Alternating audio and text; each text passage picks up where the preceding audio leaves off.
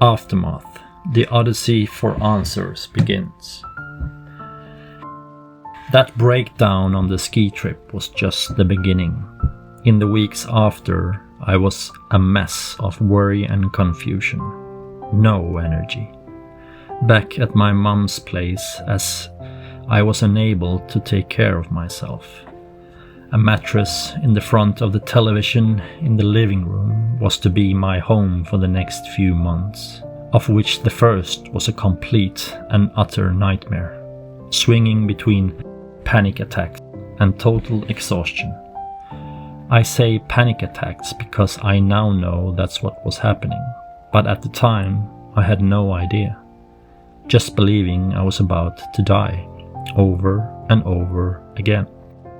A complete nightmare.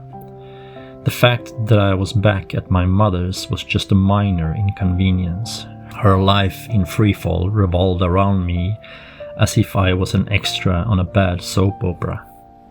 No lines, just another piece of broken furniture in a suburban hellhole. I remember a specific night. I woke up to someone kneeling beside me, a man I didn't recognize. He smelled like sour apples and stale booze.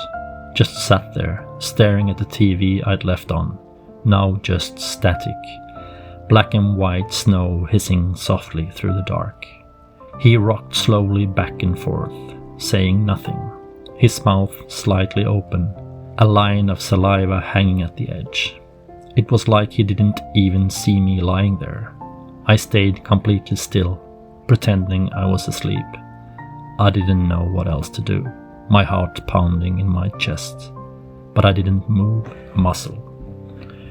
Eventually, after what felt like forever, he stood up and wandered off towards the kitchen, where the others were drinking and shouting again, only a few meters away. But it felt like a different world. It was just one of many strange, creepy encounters on the floor of my mother's living room. And in that moment, I knew I had to get better. I had to get out of there. I spent all my energy visiting doctors, believing something was physically wrong with me. How could I not? I was around 20 years old and going from a working and partying machine to a broken mess. They ran the basic tests, blood work, EKG. I mentioned I had felt a bad crack in my neck and hung on to that idea as if it was the only physical explanation I could find.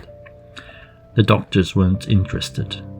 We are talking about the mid-90s, and my problems were not common or easily defined. That's why I clung to the broken neck hypothesis. It was the only way to get some attention.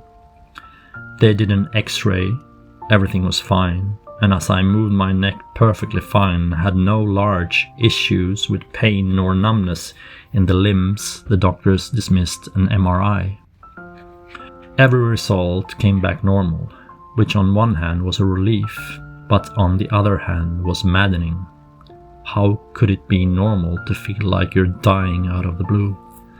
One doctor said, "It's probably just anxiety." Just anxiety? I thought over and over and couldn't accept the answer. Anxiety was something that happened to crazy people. Anxiety was for weaklings. Maybe a sick, frail little girl could have panic attacks, but certainly not me, right? There had to be something else, something they were missing. So began an odyssey. There was no internet in the 90s, and my only resources was family and friends, none of whom had seen anything near similar to my problems. So I clung to the broken neck theory and went down the rabbit hole of chiropractors, osteopaths, and naprapathy, manual manipulators, and other highly dubious practitioners. I wasted a ton of money and a lot of pain and confusion. And somehow, slowly but surely, I was getting better. I was young, my body strong. I shook off the terrifying incident and the lingering months of hell as a homeless dog groomed and washed out of its ticks. 6 months after that fatal night in a Swedish mountain, I was back at work, forgotten the panic and living with an injured neck. Little did I know, that night in the snow and ensuing weeks of panic attacks was actually trying to tell me something important. It was the alarm bell for issues much deeper than any doctor's stethoscope could detect. But it would be a long road before I truly understood it. I was about to head further down the rabbit hole, chasing the wrong solutions before finding the right ones. This was the beginning of a journey, one that would take me through confusion, desperation, and a lot more pain before I'd finally, many years later, would start finding my way to peace. And that journey, well, that's a story for the next episode.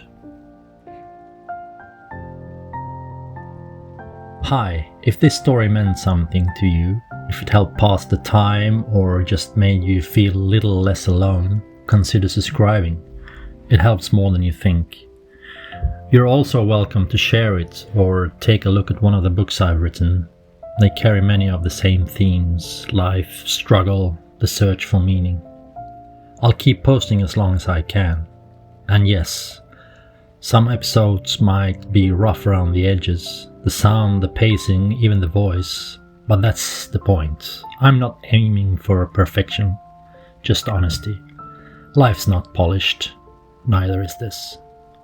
Take care of yourselves, and if you're doing fine, look around. Someone near you might need a little care. Thanks for listening and for being here.